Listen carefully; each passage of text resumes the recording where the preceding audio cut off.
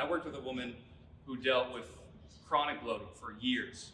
And she'd done all these juice cleanses, all these raw vegan diets, which have their place, but if you have too many bat bugs that love to ferment on a lot of fibers and carbohydrates and create bloating and gas, we had her do a low FODMAP diet, which we'll talk about in a little bit. So as part of a low FODMAP diet could actually look like that if you take out the potatoes. A carnivore diet is basically an extreme version of a low FODMAP diet. And what you're doing is you're trying to starve these bad bugs. So this woman deals with bloating for years.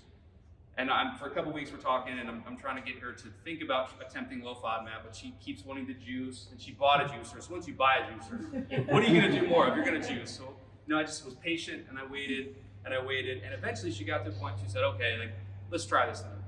She comes in the next week, and she's very soft-spoken. So I said, so how'd it go?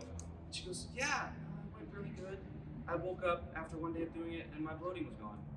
And I was like, you have to stand your composure, so you're like, yep. In my head, I'm like, holy, that's crazy. And it's, for most people, the low FODMAP is not going to be that applicable within a day. Like, that's an extreme case. A lot of times it's recommended for 3 to 6 weeks, because that's, in my opinion, there's some people who want to do carnivore long term. I don't think that's a good idea, because it's a very new thing, and we don't have enough long-term data on what your gut looks like if you eat like this for 60 years.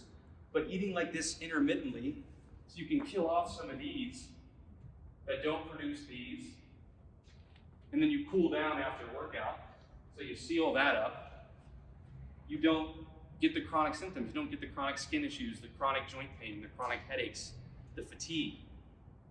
And then once you cultivate enough more good guys with certain supplements, you can start to eat like this again.